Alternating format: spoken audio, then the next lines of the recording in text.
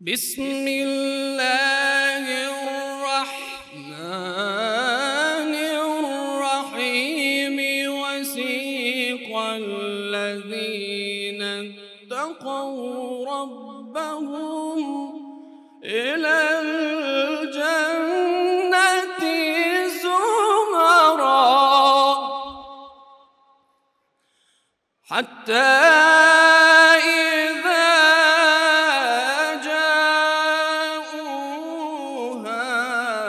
وفتحت أبوابها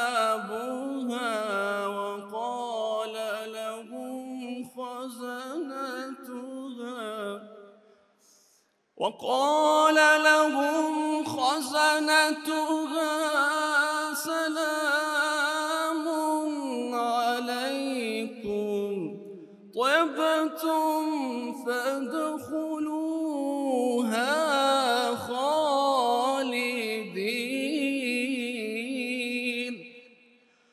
وقالوا الحمد لله الذي صدقنا وعده الحمد لله الذي صدقنا وعده وأورثنا نتبوأ من الجنة حيث نشاء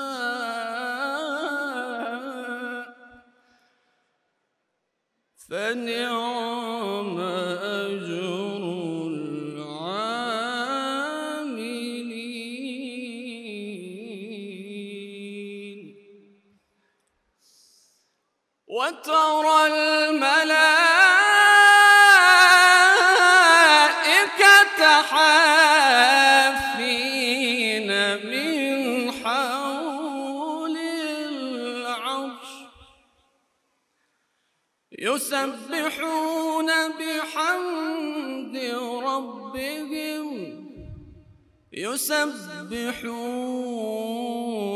بحمد ربهم وقضي بينهم بالحق وقيل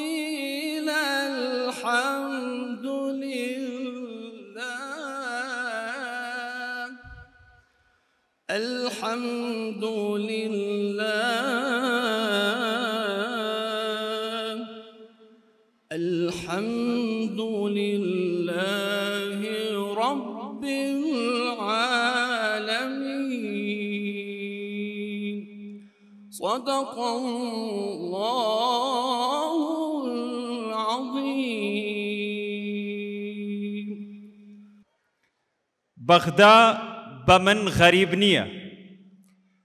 بەغدا یەک ناوچەی سەوزی هەیە، یەک جێگا بۆ سەوز بوون. بۆ یەکەم جار بە خوێنی سەنگاوی من سوور هەڵگەڕا و ئێستاش بە دائیمی شکۆفەی سوور دەگرێ. لەو کاتەوە خوێنم لەوێ ڕژا چۆڵم نەکرد، بۆ هەمیشە لایەکم لەوێ دانا. ئێستا بوونم لەوێ بەو خوێنەوە جارێک دەبێتە مۆتەکەی سەردڵی نەیاران و جارێک دڵخۆشی یاران. لەلایەک خوێنم وەکو تافگەیەک بەردەوام سەرڕێژ دەکا و وەک خوێنەکەی ئیمام حوسێن دوایی نایە. لەلاکەی دیکەشەوە بووم بە کۆتری سپیاشتی و بە نامەبەری نێوان ئێرە و ئەوێ. ئێمە بە بەغدامان گوت ئەگەر تەنها یەک سەنگاویمان لەوێ بێ ئەوە 100 دانە سەنگاویتان وا لێرەیە. ئەگەر من ئەگەر خەنجەری غەدرتان لە کالانی نادادی بێتە دەرێ و لەسەر سینەی سەنگاویەکەم سەردا بگرێ ئەوە دڵنیابن 100 سەنگاوی ترتان بۆ دەنێرین. بەغدا بە من غەریب نییە. من گەر بچم ئازایەتی سێمانی لەگەڵ خۆمدا بم پێتان دەڵێم من کوڕی گۆیژەم و پیرە مەگرونم لە پشتە. من کە چوم جورەتی قەڵای هەولێر لەگەڵ خۆمدا بەم و پێتان دەڵێم ئێوە لە هۆلاکۆ مەزنتر نین کە چوم بە چەلەنگی دۆکەوە دەچم لەوێ پێتان دەڵێم من نەوەی سەلاحەدینم قوربانی ڕێبازی دینم من بە باڵای شنروێوە دەچم لەوێ سووک و ئاسان پێتان دەڵێم دوای 5,000 شەید خەمتان نەبێ هەر زیندوم و لەسەر پێکانی خۆم ڕێک وەستاوم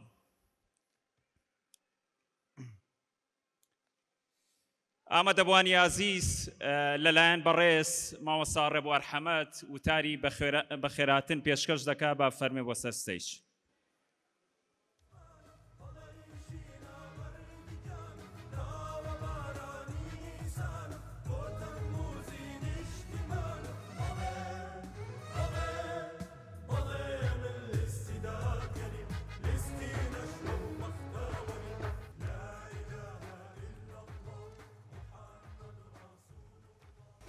بسم الله الرحمن الرحيم ئامادەبوانی بەڕێز میوانانی ئازیز پشتیوان و دەنگدەرانی لستی کۆمەڵی دادگەری کوردستان السلام عليكم ورحمة الله وبركاته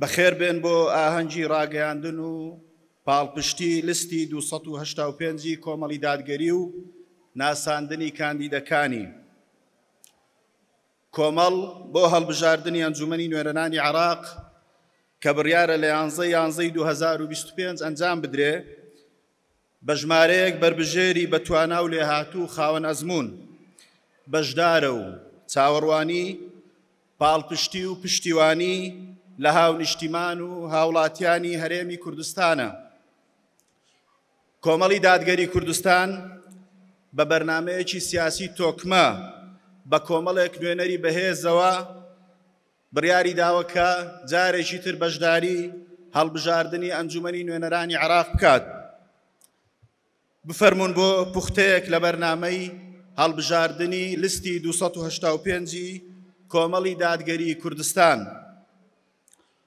کۆمەڵ جەخت دەکاتەوە لە جێبەجێکردن و پابەندبوون بە مادەی 2 دەستوری عێراق کە پارێزگاری لە پێگەی ئاینی پیرۆزی ئیسلامە لە پرۆسەی یاسادانانی عێراقدا 2 کارکردن بۆ جێبەجێکردنی دەستوری هەمیشەی عێراق و پیادەکردنی ئەو مادە دەستوریانەی گەلی کوردستان کە مافەکانی گەلی کوردستان لەخۆ دەگرن لە ڕووەکانی سیاسی و ئابووری و دارایی و ڕۆشنبیری و ئیداریەوە سێهەم کارکردن بۆ چەسپاندنی بنەمای تەوافقی سیاسی و هاوسەنگی سیاسی لە بەڕێوەبردننی دەوڵەتی عێراقدا بۆ پشگیریکردنی ئاشتی ناوخۆیی و دایلۆجی نیشتیمانی بە جۆرێک کە مافی هەموو پێکاتەکانی گەلی عێراق بە شێوەیەکی دادگەرانە دەستەبەر بکات کۆمەڵ جەخت دەکاتەوە لەسەر ڕێخستنی داهاتی سامانە سروشتیەکان و تەواوی داهاتە نەوتی و نانەوتیەکان بە شێوەیەک هاوڵاتیان بە دادپەروەری سوودمەند بن لێی هاوتاکردنی نرخی نەوت و گاز و کارەبای هەرێمی کوردستان لەگەڵ عێراق شەشەم هاوتاکردنی موچە و دەرماڵەی فەرمانبەرانی هەرێمی کوردستان لەگەڵ عێراقدا و پێدانی قەرز و پێشینە بە فەرمانبەرانی هەرێمی کوردستان هاوشێوەی عێراق بێ سوودی بانکی حوتەم بە بانکیکردن یا تەوتینکردن بۆ موچەی فەرمانبەرانی هەرێمی کوردستان تاکو بتوانن فەرمانبەران بە ئاسانی موچەکانیان دەستەبەر بکەن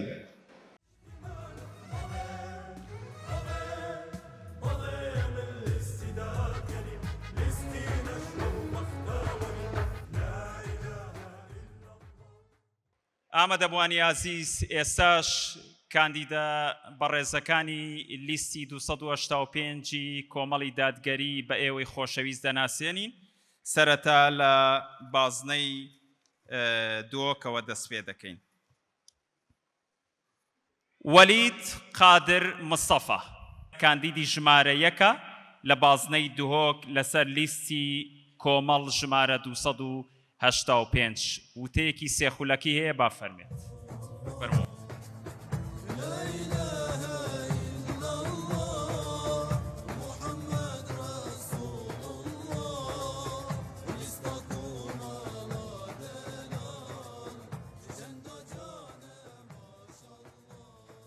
بەناوی خوای گەورە و میهرەبان سەرەتا بەخێرهاتنی بەڕێز مامۆستا عەلی باپیر سەرۆکی کۆمەڵی دادگەری و ئەندامانی مەکتەبی سیاسی و سەرکردایەتی و هەموو بەڕێزان و خۆشەویستان و ئامادەبووان داواکانی خوای گەورە سەرکەوتومان بکاتن. من مامۆستا وەلید قادر لە گوندی بەنێنان شارۆچکەی بەنێنان نیشتەجێم سەر بە قەزای بەردەڕەش لە پارێزگەی دهۆک. من تاکە کاندیدم لە سنووری بازنەی دهۆک، بەڵام ئینشەڵڵا هێزمان، ئیرادەمان، قووەتمان، متمانەمان بەرامبەر بە سەدان کاندیدی ترە، چونکە ئێمە خاوەن ئیرادەین، خاوەن متمانەین، خاوەن بڕواین، ئینشەڵڵا کۆڵ نادەین و بەردەوام دەبیت. شۆڕشی پرتەقالی لە بادینان هەر بەردەوام دەوێت، ئاڵای پرتەقالی لە بادینان هەر شەکاوە دەبێت ئینشەڵڵا. هاوڵاتیانی خۆشەویست ئامادەبووان، پەرلەمانتاری لە لای ئێمە تەشریف نییە، لە لای ئێمە پلەپایە نییە، بەڵکو پەرلەمانتاری لە لای ئێمە ئەرکە، تەکلیفە، بەرپرسیارەتیە. بۆیە ئێمە سەرەتا بەرامبەر بەخوا و هەروەها لەگەڵ خۆمان و هەروەها لەگەڵ خەڵکی هەرێمی کوردستان ڕازگۆ دەبین بەرامبەر بەو بەرپرسیارەتەی دەکەوێتە سەرشانمان لە کاتێکدا کەوا هاوڵاتیان متمانەمان پێبەخشی و هەروەها ئینشەڵڵا جێگەی متمانەی ئەوان دەبین. هاوڵاتیانی خۆشەویست بەڕێزان و ئامادەبووان، کۆمەڵ وەکو حزب و پەرلەمانتارەکانی بەردەوام باجی زۆریان داوە، ئەندام پەرلەمانەکانی سکاڵایان لەسەر تۆمار کراوە، ئەندام پەرلەمانەکانیان حەسانیان لێوەرگیرایە، شەهید کراوە. ئەمەش تەنها لەسەر دیفاعکردن لە قووتی خەلکی، لە مافی خەلکی، لە موچەی خەلکی. ئەوەش شەرەف و گەورەیە لە بۆ ئێمە. ئێمەش لەسەر ئەو ڕێبازە بەردەوام دەبین، هیچ درێغی ناکەین، نوکۆڵی ناکەین لە دیفاعکردن لە قووت و لە ژیان و لە مافی خەلکی ئینشاءڵڵا. بۆیە داواکارین لە هەموو هاوڵاتیانی خۆشەویستی کوردستان متمانەی خۆیان بدەن بە کاندیدانی لیستی کۆمەڵی دادگەری ژمارە 285 تاکە لیستە کەوا کاندیدەکانی لە ڕابردوودا و لە ئێستاش دووپاتی دەکەینەوە کەوا لە مافەکانیان لە داواکاریەکانیان درێغی نەکەین، هاوکارێکی باش بین، نوێنەرێکی ڕازگۆ بین بۆ بەدەستهێنانی هەموو مافەکانی، مافە دەستوریەکان، شایستەداریایەکان لە هەموو ڕۆیەکەوە. بۆیە داواکارین کەوا دووبارە هاوڵاتیان متمانەمان پێ ببەخشن، بە تایبەتی دەڤەرە دهۆک.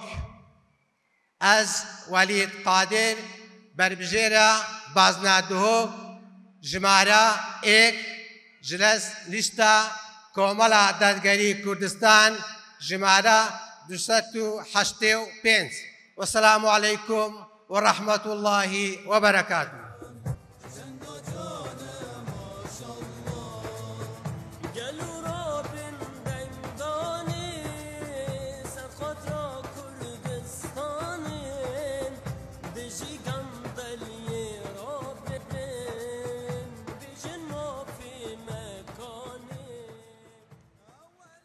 کاندیدانی لیستی ژمارە 285 لە بازنەی هەولێر: ئەحمەد سۆفی حامید سوورچی، ناسراو بە دکتۆر ئەحمەد سوورچی. کاندیدی ژمارە 3 لە لیستی کۆمەڵی دادگەری کوردستان ژمارە 285 با فەرمێت بۆ وتەکەی.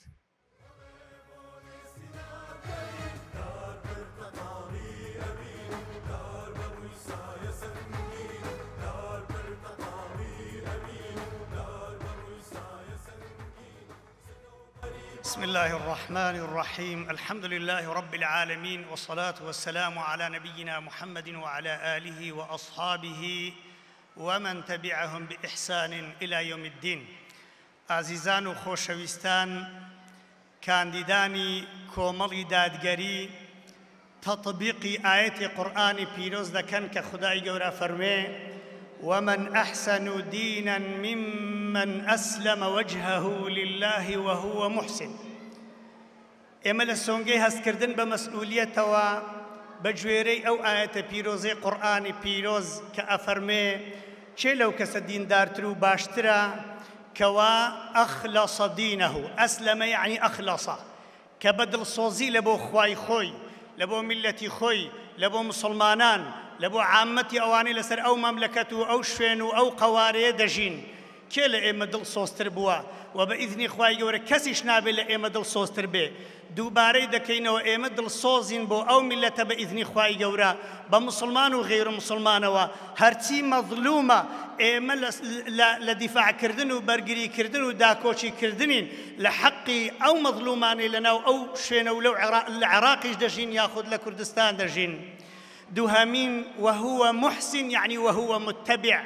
بەڵام ئێمە کە دڵسۆزین لەسەر ڕێی شەریعەتی ئیسلام، لەسەر ڕێی پێغەمبەری خوا صلی الله علیه وسلم، ئەگەر ئەو دوو سیفەتەمان تێدا نەبی ئێمە کاندید نین، ئێمە وەکیلی ئێوە نین، ئێوە خەڵکێکی مسلمانن، ئێوە ثیقەتان بە ئێمە هەیە. لە تورکیا بە ئەندام پەرلەمانی دەڵێن میلەت وەکیلی یعنی وەکیلی خەڵک، لە عەرەبی پێ دەڵێن مەجلیس النواب یعنی ئێمە نائیب و جێگیری ئێوەین، ممەثیلی ئێوەین. بە ئیذنی خوای گەورە نەخۆمان و نەخاکمان و نەداهاتمان و نە هیچ شتێکی بە بەهای ئەو میلەتە نەک نافرۆشین، مساوەمە بەرامبەر هیچ شتێک ناکەین. و لە ڕابردووش ئەو بەڕێزانە زۆر بە جوانیان هێناوە، ئینشاء الله ئێمەش بە جوانتری دینین. وەسەلام عەلەیکم وەڕەحمەت الله وبەڕەکاتوه.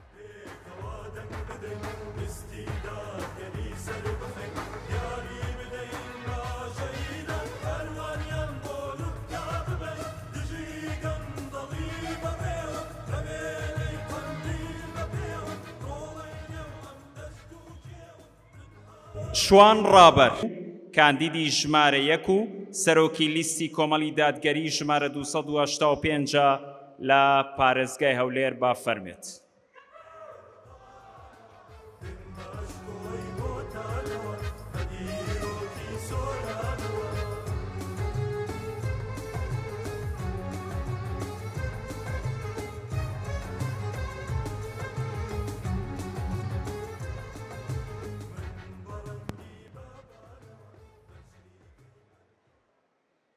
بەناوی خوای بەخشندەی میهرەبان، بەڕێز سەرۆکی کۆمەڵی دادگەری کوردستان، ئامادەبوانی بەڕێز هاوڵاتیانی هەرێمی کوردستان، سەلام و ڕەحمەتی خوای گەورەتان لێبێ.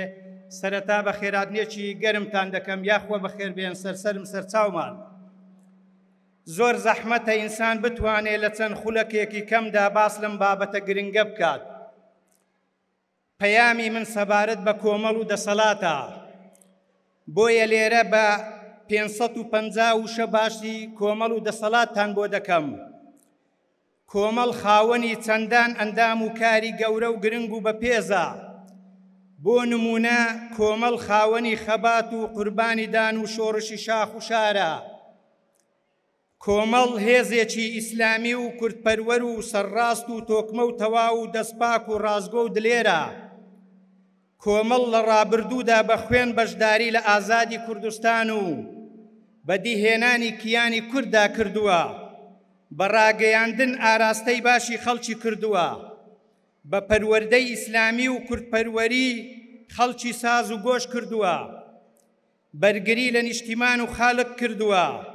لە پەرلەمان و حکومەتی عێراقدا ئەو پەڕی جوهدی سەرف کردووە، ئەو پەڕی خزمەتی خەڵکی کردووە، ئەو پەڕی نمونەی چاک و جوان بووە. لەبەر شاکار و هەڵوێست پەرلەمانتاری ئیقالە و حەزر و شەهید کراوە، بانگخواز و کارمەندی فەسڵ کراوە، خەڵکی لە زۆر ماف مەحروم کراوە. کۆمەڵ لەبەر بەرژەوەندی خەڵکی لە حکومەت ئیستیقالەی داوە و بۆتە معارەزە. لەسەر ئەوە زەریبەی زۆری داوە لە ڕێی دەستگا خێرخوازیەکانی باشترین خزمەتی بە خەڵکی هەژار و نەداری کوردستان و خۆر ئاوا و غەزە و کردووە بە ملیاران دیناری لەو ڕێدا سەرف کردووە کۆمەڵ هێزێکی ڕادیکال و مەبدەئیە بۆیە ناکرێ بۆیە سازش و تەنازل ناکا لە هەمان کاتدا هێزێکی توند و خۆڕاگرە و بەرخودانە بۆیە داواتان لێ دەکەم دەنگ بە کۆمەڵ بدەن لیستی 285 بۆ ئەوەی لە ڕێی یاسا و دەستور و پەرلەمان و حکوومەت و عەلاقاتەوە کێشەکانی کوردستان چارەسەر بکەین مافی کوردستان بەدەستبێنین سەروەری و ئەمنیەتی کوردستان بپارێزین بەرگری سەرسەخت لە دین و ئیمان و ئەخلاقی خەڵک بکەین کێشەی گەنج و قوتابی و ئافرەت و جوتیار و موچە و شایستە داراییەکان چارەسەر بکەین بەڕێزان ئازیزان دەسەڵاتی هەرێمی کوردستان 80 ساڵە بە ناوی جیاجیا خەبات دەکات ڕێزم بۆ کار و کەسە باشەکانیان بەڵام لە سەردەمی شاخ یەکتریان یاساغ و قەدەغە دەکرد لە سەردەمی حکومڕانی سربەخۆشدا لە دوای ڕاپەڕین کوردستانیان لە هەموو ڕوێکەوە دابەشی دوو کرد بۆ نمونە شەڕی یەکتریان کرد لەش دژی یەکتر وڵاتانیان هێنایە نێو کوردستان لەو ساوە زۆنی زەرد و زۆنی سەوزیان دروست کرد هەر یەکە و حکمی زۆنێک دەکا بڕیاریان لە زۆنی یەکتر ناخوا هەر یەکە و پێشمەرگە و ئاسایش و ئابووری و عەلاقاتی خۆی هەیە تەنانەت ناوی قوتابی و خوێنکار ناوی ژن و ئافرەت ناوی گەنج و لاو ناوی هەباڵ و هاوڕێ ناوی سەوز و کەسیشیان دابەش کرد لە سەردەمی حکوومەتی خۆماڵیشدا هەموو شتەکانیان بۆ خۆ قۆرغ و مۆنۆپۆل کرد دەیان قەیرانیان دروست کرد وەک قەیرانی ئاو و کارەبا و خزمەتگوزاری خەڵک لە بێکاری کۆچ دەکا گەنج ناتوانێ هاوسەرگیری بکە کرێتی ناتوانێ کرێ خانووی بدا جوتیار ناتوانێ بەرهەمی خۆی ساغ بکاتەوە کرێکار حەقی خۆی وەرناگرێ ڕێگاکان ڕێگەی مەرگن خەڵک لەبەر هەژاری و نەداری دەتڵێتەوە پەیوەندیەکانیان لەگەڵ زۆر وڵات تێکدا نیوەی خاچی هەرێمی کوردستانیان لەدەستدا 36 میلیارد دینار قەرزارن 800,000 بەرمیل نەوتی ڕۆژانەیان لەدەستدا کەچی ئەوان ڕۆژانە کۆشک و تەلار و ئاپارتمان و باڵەخانەی بەرز و هەور بڕ بۆ دروست دەکەن بۆ گەشت و گوزار و پژیسک و کات بەسەربردن دەچنە وڵاتان مناڵێکیان ملیۆنێرە بە تەزکیەی خۆیان نەبی خەڵکدا نامەزرێ بە ڕێوەرێکی قوتابخانە نییە هی ئەوان نەبێ کوردستان غەرقی خراپەکاری و گەندەڵی بووە جێی بەدڕەوشتیان دروست کردووە بازرگانی ئازادیان نەهێشت بە نەتیجەی تەزویر حکومڕانی خەڵک دەکەن لە بەغداش لە هەموو شت شەریکن سەرۆک کۆمار و چەندان وەزیر و جێگری پەرلەمان و سەدان پۆستی باڵایان هەیە بودجەیەکی زەبەلاح لە عێراق و لە نەوت و لە گومرگ و لە باج و خەراج و لە هاوپەیمانان وەردەگرن کەچی هێشتا 50 موچەیان بە موناقەسە خواردووە تا ئێستا مادەی 140یان جێبەجێ نەکردووە کێشەکانی کوردیان چارەسەر نەکردووە مافی کوردستانیان بەدەست نەهێناوە لە دوای ساڵی 2017 دەڵێن کەرکووک داگیر کراوە کەچی لە بەغدا شەڕ لەسەر پۆست دەکەن جا ئەگەر دەتانەوێت لەدەست ئەوانە ڕزگارتان بێ چی کە دەنجیان پێمەدەن ئەگەر دەشتانەوێت لە کۆڵتان ببنەوە بە یەک دەن لە کۆڵ خۆیان بکەنەوە چونکە هەموو جار لە هەڵبژارنەکان دەڵێن هەموو شتتان بۆ دەکەین کەچی دواتر هیچتان بۆ ناکەن ئەوەی دەشیکەن ئەرچی سەرشانیانە کەچی منەت لەسەر خەڵک دەکەن بۆیە جارێکی تر دەنجیان پێمەدەن دەنگ بە کۆمەڵ بدەن ڕابردوو شاهێدویمانە لەسەر داهاتوومان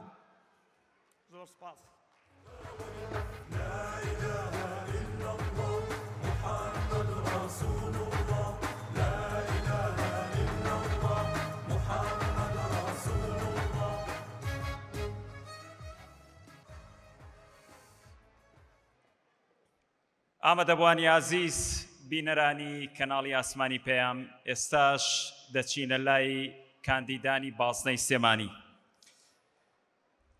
هودا محەممەد شێخ سدیق سەرگەتی کاندیدی ژمارە 5 لە لیستی 285 کۆمەڵی دادگەری کوردستان بۆ پارێزگای سێمانی و هەڵەبجە و ئیدارەکانی ڕاپەڕین و گەرمیان با فەرمێت.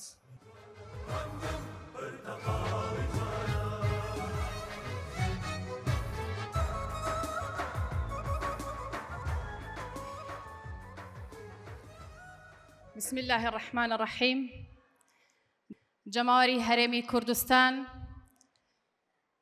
دەنگدەرانی خۆشەویستی پارێزگای سلێمانی و هەڵەبجە و بازنەکانی ڕاپەڕین و گەرمیان، گوند و شار و شارۆچکەکان،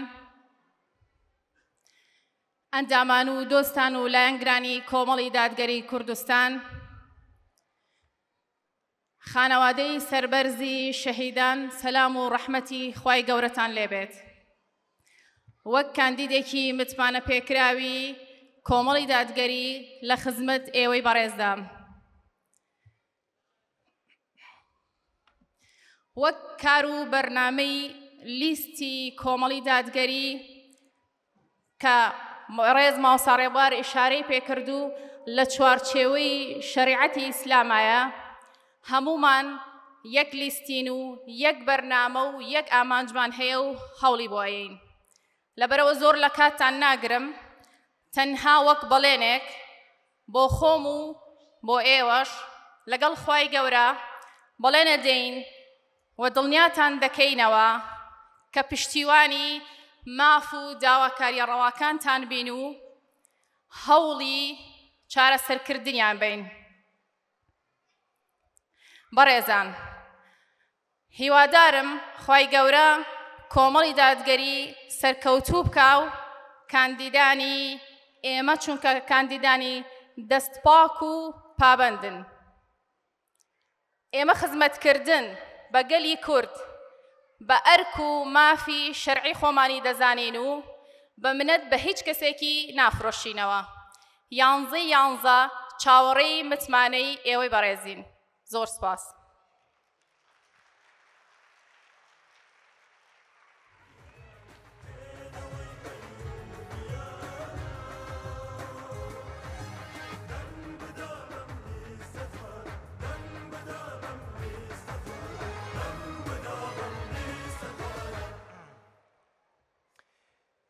ئەحمەد حەمەد ڕەشید ئەحمەد، ناسراو بە ئەحمەدی حاجی ڕەشید، کاندیدی بازنەی سلێمانیە بۆ پەرلەمانی بەغدا بە ژمارە 2 لە لیستی کۆمەڵی دادگەری کوردستان 285 با فەرمێت.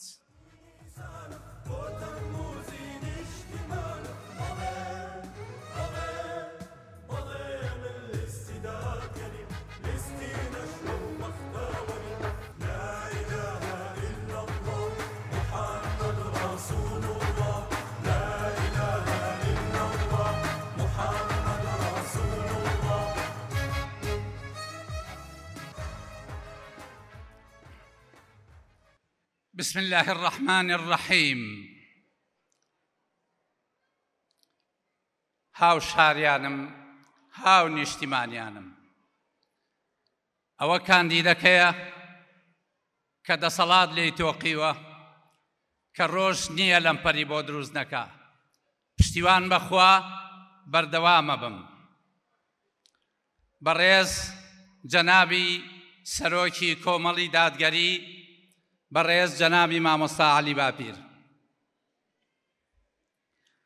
سوپاسی متمانەت دەکەم کە هەمیشە پشتگیرم بووی. من هەر ئەو ئەحمەدی حاجی ڕەشیدەم کە لە پەرلەمانی بەغدا لە بەرامبەر هاوپەیمانیەکی 182 کورسیدا بە تەنها 2 کورسی پەرلەمانیەوە ڕوبەڕوویان وەستامەوە. لە کاتی ڕکەبەرایەتی لەگەڵیان بەڕێستان تەلەفۆنتان کرد و فەرمووتان فشارتان لەسرە مامۆستا ئەحمەد، وتم پشتگیری جەنابت هەموو فشارێکە توێنێتەوە جەنابی مامۆستا.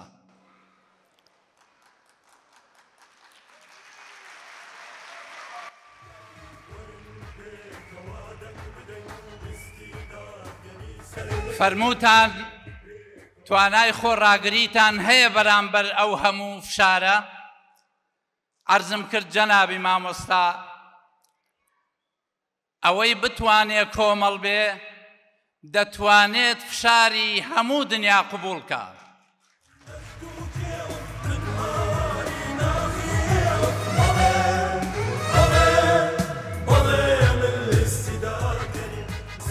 عەرزم کرد جەنابی مامۆستا پشگیری ئێوە و ئەندامانی کۆمەڵ وام لێ ئەکەن ئەگەر لەدلەتم کەن هەر لە تێکم لەسەر جادەیەک دابنێن دڵنیابە نالەخشم نالەرزم پاشەکشە ناکەم.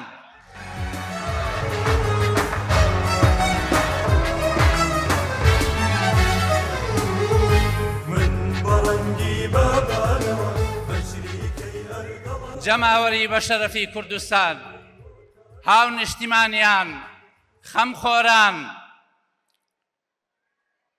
یانزە ڕۆژی بڕیاردانە، ڕۆژی ئەو بڕیارەیە کە تۆ بڵێی نیشتیمان نیشتیمانی تۆیە، نیشتیمان نیشتیمانی منە، هی ڕۆڵەی تۆیە و هی ڕۆڵەی منە، هاوکارم بە، هەماهەنگم بە، دەست لە ناو دەستم کە بۆ ئەوەی نێڵین گەندەڵکاران چیتر ئەو نیشتیمانە هەڕاست فرۆشکەن، بۆ ئەوەی نێڵین سەرمایەی ئاسمان و ئەرز و ژێرزەوی تاڵان فرۆشکەن، بۆ ئەوەی نێڵین فەسادی ئەخلاقی بڵاوکەنەوە، بۆ ئەوەی نێڵین چیتر بە ناوی خوازراوەوە ئەم وڵاتەمان وێرانکەن. بەڵێن بدە ڕۆژی یانزە ڕۆژی تۆڵەسەندنەوەیە لە گەندەڵکاران، ڕۆژی تۆڵەسەندنەوەیە لەوانەی ئەم نیشتیمانیان وێران کرد. بۆیە یانزە بکە بە ڕۆژی ئاهەنگێڕانی سەرکەوتن بۆ لیستی کۆمەڵی دادگەری. جەماوەری ئیسلام خواز، ئەندام و کادیرانی لایەن و هێزە سیاسیەکان، کادیران و لایەنگران و جەماوەری کۆمەڵی ئیسلامی، ئەڵێم و پڕ بە گەروم هاوارەکەم ما زلنا على العهد باقون، بەڵێنە دەین لەسەر ئەو بەڵێنەی کە دامان بەخوای تاک و تەنها بەردەوامین. سپاس بۆ خوا بە ڕیشی ڕەشەوە هاتمە ئەم کاروانە، وا ڕیشم تیا سپی کرد و ماوەی 40 ساڵی ڕەبەقە بەردەوامم، بۆ یەک لەحزەیش نەوەستام، بۆ یەک ساتیش پاشەکشەم نەکرد. بەردەوامیشە بم پشتیوان بە ئەڵڵا لەم کاروانە، لەو ڕێچکە و ڕێبازەی کە ئیسلام بۆی دیاری کردووم، تا ئەو ساتەی جەنازەکەم بەسەر شانی پیرۆستانەوە بێت، ئەو جایا جەنازەکەم بە خوێناوی ئەڕوا بۆ گۆڕستان یا بە مەرگی ئاسا دەمنێنە ناو قەبری تەنگ و تاریک. وەسەلام عەلەیکم وەڕەحمەت الله وبەڕەکاتوه.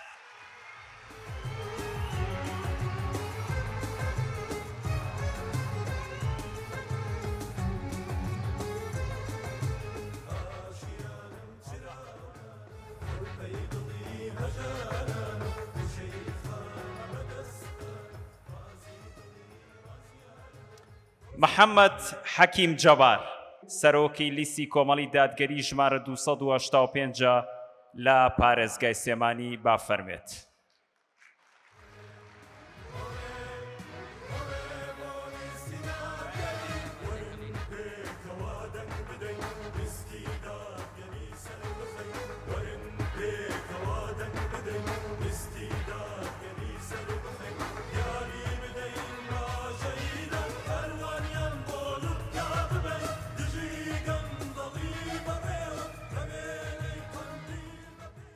بە ناوی خوای بەخشندەی میهرەبان، هاو نیشتیمانیانی بەڕێز، خەڵکی چاکەخوازی کوردستان، ئەندامان و دۆستانی کۆمەڵی دادگەری، سەلام عەلەیکم و ڕەحمەت الله.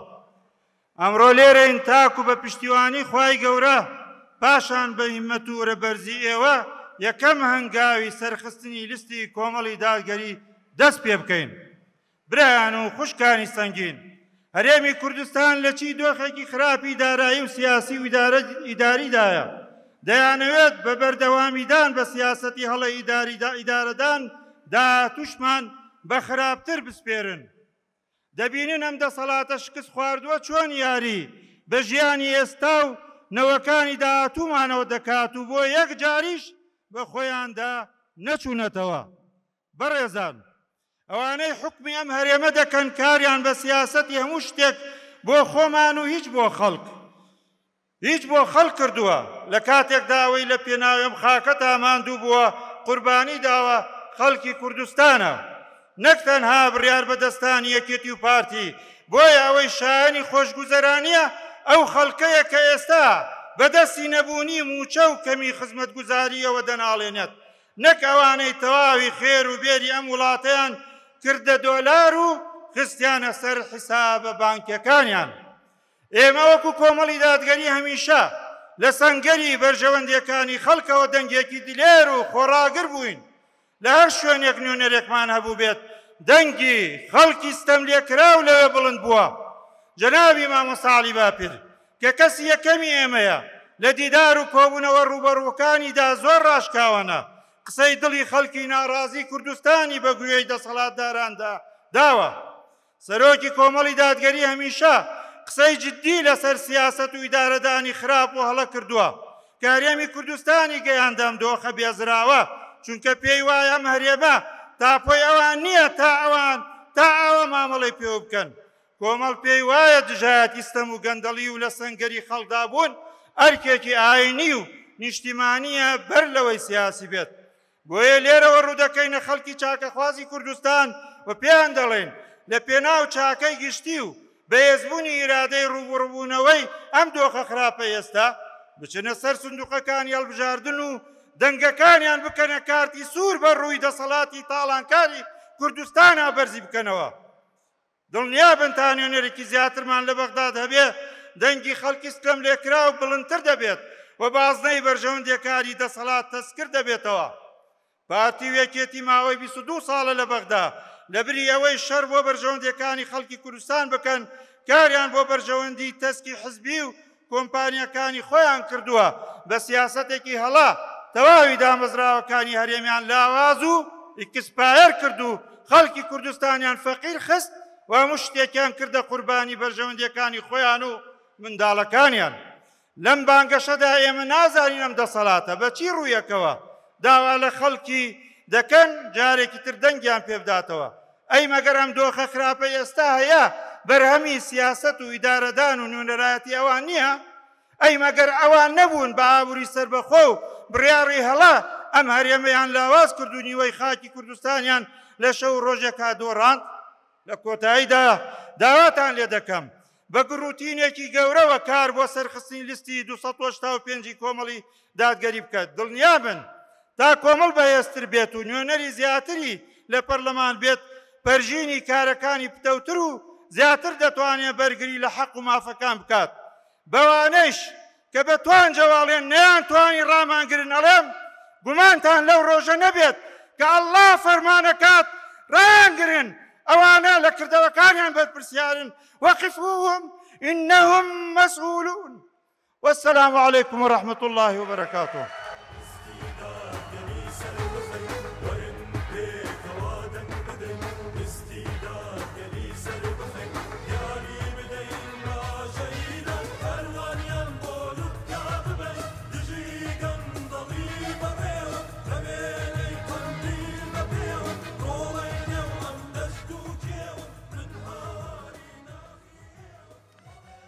داواکارم لە بەڕێز مامۆستا عەلی باپیر سەرۆکی کۆمەڵی دادگەری کوردستان بفەرمێت بۆ سەر ستەیج بۆ پێشکەشکردنی وتارەکەی.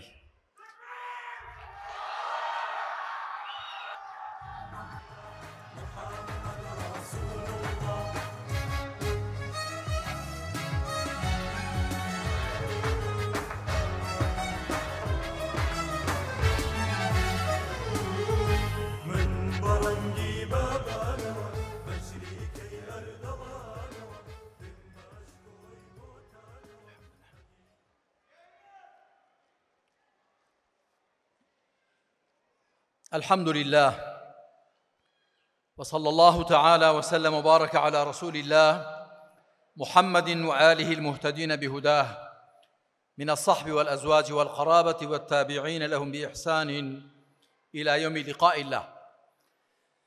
مامۆستایان برایان خوشکان هەموو لایەک بەخێر بێن، خۆشحاڵم دیدارتان. ئەمڕۆ ئێمە بە ڕەسمی ئیعلانی لیستەکەمان لیستی ژمارە 285 کۆمەڵ یادگەری دەکەین. بەو بۆنەیەوە سەرەتا دەستخۆشی لە هەموو لایەک دەکەم لە کاندیدە بەڕێزەکان و لەوانەی کە سەرپەرشتی بانگەشەکانیان کردووە و دەکەن و لە تێکڕای بەرایان و خوشکانمان مشورخۆرانمان دڵسۆزانمان و لە سەرجەم هاوڵاتیان و هاونیشتیمانیانی هەرێمی کوردستان کە لەگەڵماندا هاوکار و دەستبارگر دەبن. بەڕێزان، کاندیدەکانمان قسەی باشیان کردن، دەستخۆشیان لێ دەکەم. منیش چەند قسەیەکی کورتان بۆ دەکەم لەبارەی ئەوە کە ئێمە بۆچی بەشدارین لەم هەڵبژاردنەدا و دەمانەوێ ئەوانەی کە متمانەی خەڵک وەدەستێنن لە ئەنجومەی نوێنەرانی عێراق چی بکەن و چۆن بکەن. سەرەتا دەڵێم بەشداریکردن لەم هەڵبژاردنەدا بۆ ئەوە کە کەسانێک بکەینێ نوێنەری خۆمان لە ئەنجومەنی نوێنەرانی عێراق ئەرکێکی شەرعیە، بەڵام ئەرکی شەرعی دەبێ بە شێوەی شەرعیش جێبەجێ بکرێ، ڕووم لە هەموو ئەوانەیە کە لە بازنەی ئیمان و ئیسلامدان خۆیان بە ئەهلی قورئان و سونەت و مزگەوت و دینداری دەزانن. با هیچ کەس کڵاوتان لەسەر نەنێ، فێڵتان لێ نەکا، لەبەر بەرژەوەندی تایبەتی خۆی هەڵتان نەخەڵەتێنێ. بزانن چێ دەکەن بە نوێنەری خۆتان لە ئەنجومەنی نوێنەرانی عێراق. خەڵکی موسڵمان و دیندار دەبێ متمانە بە کەسێک بدەن، بۆ کەسێک شایەدی بدەن کە شایستەی بێ. ئەگەر نادوایی پشک و بەشیان دەچێتە هەر گوناح و تاوانێکەوە کە ئەو نوێنەرە ئەنجامی دەدا. ئەمە بۆ پەرلەمانی کوردستانیش ڕاست بوو، بۆی عێراقیش ڕاست. ئەوە یەک. دوو، پێم خۆشە کە ئەلحەمدولیلا ئەم جارە وا هەست دەکەم ئەگە هەر ئاوا بڕوا باشە. خەڵکەکە زیاتر هاتۆتە سەر مەشرەبی ئێمە. ئێمە هەر لە سەرەتاوە کاتی خۆشی کە بانگەشەی هەڵبژاردنمان کردووە ناو ناتۆرەمان لە کەس هەڵنەداوە، هەر ڕەشۆ و ڕەشەمان نەکردووە، وعدی درۆمان بە کەس نەداوە، ڕێک و ڕاست و ساغ و پاک بووین لەگەڵ خوا پاشان لەگەڵ خەڵکدا. پێم خۆشە ئێستا لایەنە سیاسیەکانیش کە جاران باگەشەی زۆر توند و تیژیان دەکرد، وعد و بەڵێنی زۆریان دەدا، شتیوان دەگوت کە دوایی کە بۆ خۆیان گوێیان لێگربایەوە پێیان عەیب بوو. پێم خۆشە هەمویان ئارام بوونەوە، هاتوونە سەر مەشرەب و ڕێڕەوەکەی ئێمە. ئێمە وەکو خەڵکی هەرێمی کوردستان و عێراقیش کە دیارە من قسە بۆ خەڵکی هەرێمی کوردستان دەکەم لەبەرەوە کە دەمانەوێت نوێنەران برێنینە ئەنجومەنی نوێنەرانی عێراق. ئێمە لەم هەرێمەدا زۆر پێویستیمان بە تەبایی هەیە، بە هاوکاری یەکدی هەیە، بە ڕێز لە یەکدی گرتن هەیە، بە یەکدی چاکردن هەیە، نەک بە یەکدی شکاندن. ئەمانە هەمووی ئیسلام فێرمان دەکات، قورئان وامان پێ دەڵێ. خوای پەروەردگار بە پێغەمبەری خاتم دەفەرمێت صلى الله عليه وآله وسلم قل يا أهل الكتاب تعالوا إلى كلمة سواء بيننا وبينكم. وڵا ئیخاون کتێبەکان وەرن بۆ وشەیەک خاڵی یەکسانە، هاوبەشە بۆ هەمومان. ئێمە هەمیشە خەڵک بۆ خاڵە هاوبەشەکان بانگ دەکەین. بۆیە چاوەڕوانیمان لە خەڵک و جەماوەری خۆمان هەیە کە لەگەڵماندا هاوکار و دەستبارگر بن. با تەماشا نەکەن ئێمە حەوت کاندیدمان هەیە. بەرەکەت بە زۆری و کەمی نییە، بەرەکەت بە نێوەڕۆک و محتەوایە. ئێمە گەر ئەندامێکمان بۆ لە پەرلەمانی کوردستان، دوومان بۆ زیاترمان بۆ لە ئەنجومەی نوێنەرانی عێراق، بەڵام تەماشا بکەن خەڵکی ئێمە بڕشتی هەبووە، بڕشت قسەکەی بڕشتی هەبووە، هەڵوێستی بڕشتی هەبووە. هەر بۆیە هەموو ئەوانەی کە دانویان لەگەڵ دادگەری و لەگەڵ بێفەرقی و لەگەڵ خێر و چاکن ناکوڵێ دژانەتیان کردوون و بازیشمان داوە لەسەر ئەوە و بەخەم باژەکەشەوە نەبووین بۆ هەر کەسێک بێوێت لە ڕێی حەقەوە بڕوە دەبێ ئامادەی باشدانیش بێت. ئیمتیازێکی کۆمەڵی دادگەری براو خوشکان و لە پشت ئێوەشەوە خەڵک و جەماوەری هەرێمی کوردستان ئەوەیە کە وەکو کردومانە بە دروشمی ئەمجارەشمان ئێمە لەگەڵتاندا ڕاستگۆین. خوای پەروەردگار دەفەرمێت يا أيها الذين آمنوا اتقوا الله وكونوا مع الصادقين أي أواني إيمان تان هناوا پارێز بکەن لەخوا لەگەڵ ڕاستان دابن. زانی چی ڕاستی کردووە؟ 33 ساڵە چۆن ئەم وڵاتە ئیدارە دەدرێ زۆر جار باسم کردووە ئێستاش باسی کەمەوە خراپ نییە کو هەندێک کەس هۆشدان و ذاکیرەی زەعیفەشتی زوو لە بیر دەچێ کاتی خۆی لەو شاخ و داخە هەموو پێکەوە بووین ئەوانەی ئێستا قیادەی سیاسی کوردیان پێدەگوترێ و باڵەخانەکانیان پارە و سامانەکانیان لە هەرێمدا ژێی نابێتەوە ئیمکانەتە دەست بەسەردا جیراوەکەیان لە هەرێمدا ژێی نابێتەوە حەواڵەی وڵاتانی دەکەن هەمووان پێکەوە بووین. ئەگەر من پاتەی وێنم لە پێبوو زۆرێکە لە پێڵاو ئەوانیش هەروەکو ئێمە ئێسترمان هەبوو ئەوانیش هەروە ئێمە لە ژووری 3/4 بووین ئەوانیش وەکو ئێمە پیکا بەشڕەیەکمان هەبوو با پیکابەکەی ئەوان تۆزێ نوێتر بوو بێ بەڵام ئێستا ئێمە هەروەکو خەڵکی خۆمانین بەڵام ئەوان زۆر لە خەڵک ژیان سەریان گەیشتۆتەکە کەشانی فەلەک نەک هەر خۆیان هەر کەسێک بە سەرەداوێکی بچێتۆ لای ئەوان ئاوا وڵات ئیدارە دەدرێ وەکو لە دیدارەکەی مێریشدا گوتم دەتانەوێت خەڵک ئەم وڵاتە بەرەو کوێ بەرن پێتان وایە سەرنجامی خێر دەبێ ئەوانەی دەرودراوسێمان بەو جۆرە سیاسەتکردنە سەرنجامیان خێر بوو چیان لێ هات بەشار ئەسەد لە فریای خوا حافیزەش نەکەوت لەوانەی کە پشگیریان کردبوو لەوانەی کە چەپڵەیان بۆ لێ دەدا لەوانەی کە بۆی دەبوون بە جەلات فریای خوا حافیزەش نەکەوت.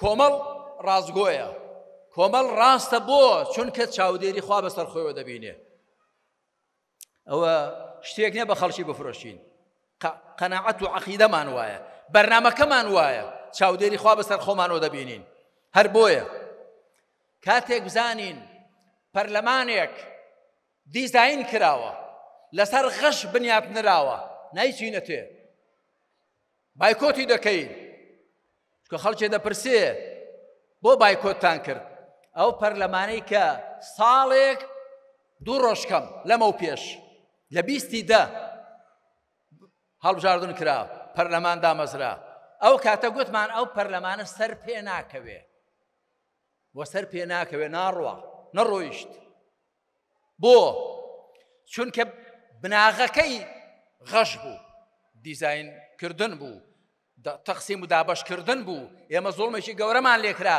گوتمان ناچینە نێو ئەو پەرلەمانەوە بۆ ئەوەی ڕەوایەتی بە دۆخێکی ناڕەوا نەدەین شایدی ناحەقی بۆ نادەین. هەروەها کاتی خۆی ئێمە لە حکوومەتێکی شاین و لە کاتێکدا کە وەزارەتی شتوکاڵمان بەدەستەوە بوو دەستگای مینمان بەدەستەوە وشتیری کەمان بەدەستەوە بوون کاری زۆر باشیشیان دەکرد لێک شاینەوە وەکو بەدەمەوە هاتنی خەڵک جاری کەش باسمان کردووە. ئێستاش ئێمە بڕیارمان داوە لەم هەڵبژاردنە بەشدار بین بەڵام هەر کاتێک بۆمان دەرکەوێ وەکو جاری پێشێ دیزاین دەکرێ غەش و فێڵی تێدا دەکرێ هەر هەمان هەڵوێز دووبارە دەکەینەوە لەگەڵ خوای خۆمان ڕاز دەکەین لەگەڵ خەڵکی خۆشماندا ڕاز دەکەین دەربەستی ئەوەش نین کە چەند زەرەری شەخسی و حیزبی دەکەین. خاڵێکی دیکە هەیە دەمەوێت هەڵوەسەی کورتی لە بەردەمدا بکەم خەڵکێک دەپرسێ بۆچی ئۆپۆزیسیۆن معارەزە نەیانتوانی یەک بن هەموو لایەنەکانی معارەزە دەزانن لە هەمووان چووینە پێش لەگەڵ هەموویاندا قسەمان کرد لایەنێک دەیگوت دەبێ فڵان لایەنیش ببێ ئەو جا من دەبم باشە دەچوین لەگەڵ قسەمان کرد لایەنێک دەیگوت نا ئەگەر ئەو ببێ من نابم سەرنجام بۆمان نەگونجا باسی کەس ناکەم بەڵام بەتەنێ ماینەوە لەگەڵ هەموو لایەنەکانی معارەزە قسەمان کرد بەتەنێ ماینەوە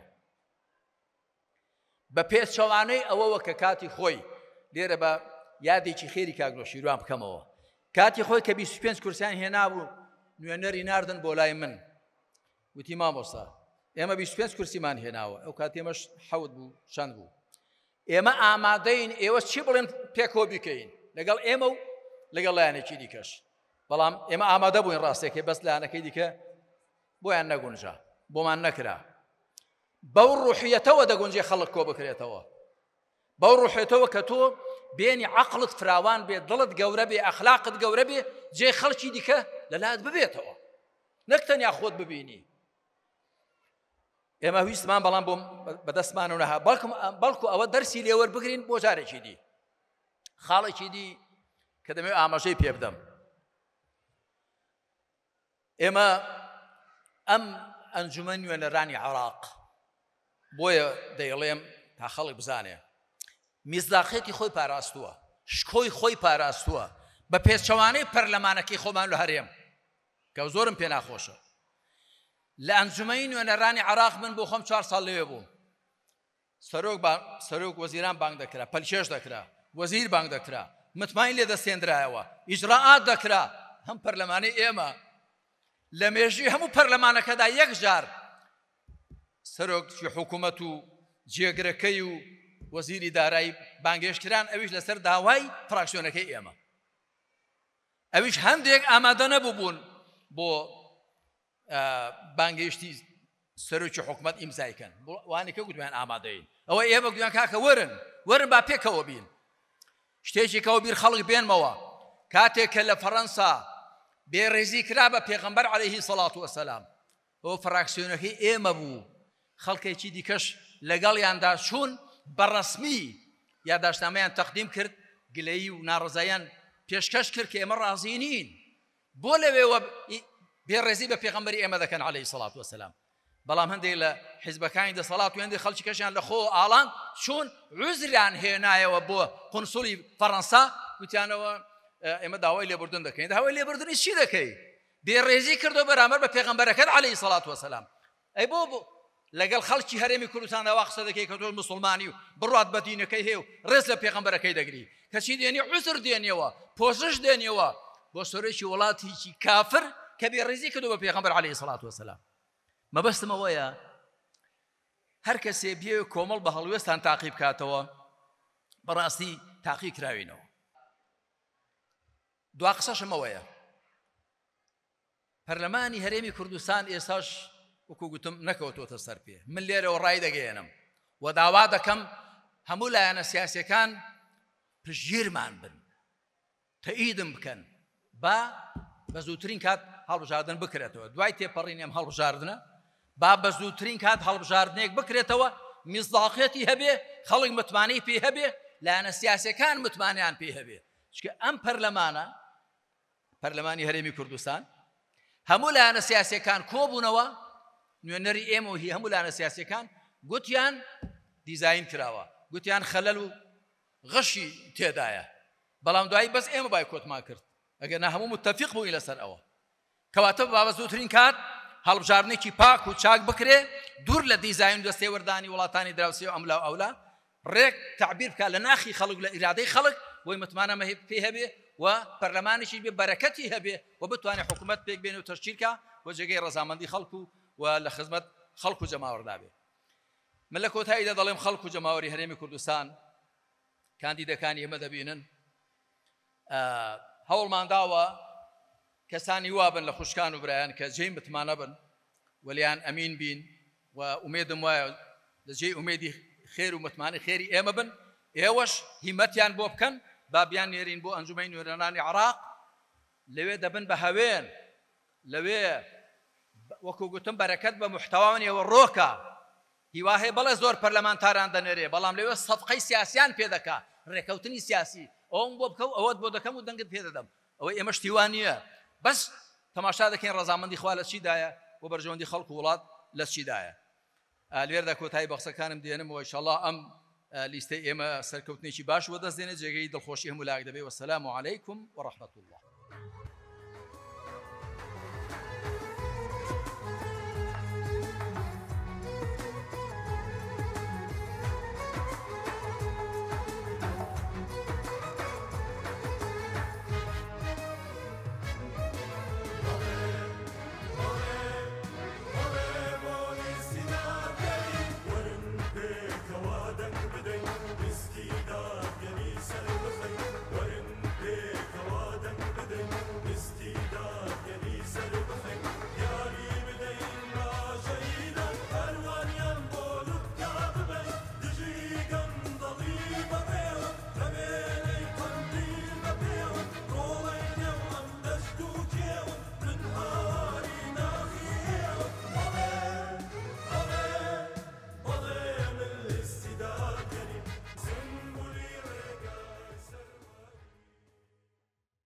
بەڕێزان لە بازنەی هەولێر خاتوو چنار جەلال یەکێک لە کاندیدەکانی بازنەی هەولێرمانە کاندیدی ژمارە 4 لە بازنەی هەولێر بۆ پەرلەمانی عێراق لیستی کۆمەڵی دادگەری کوردستان ژمارە 285 با فەرمێ بۆ وتەکەی.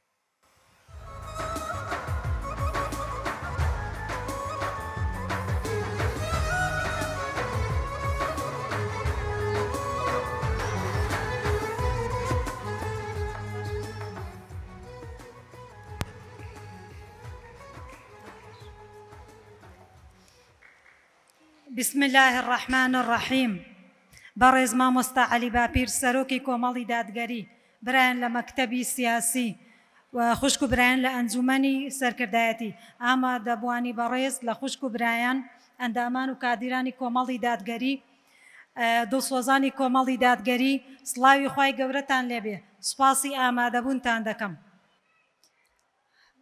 ئەمڕۆ هاتووم داوای پلەپۆستان لێ ناکەم بەڵکو داوای متمانەتان لێ دەکەم.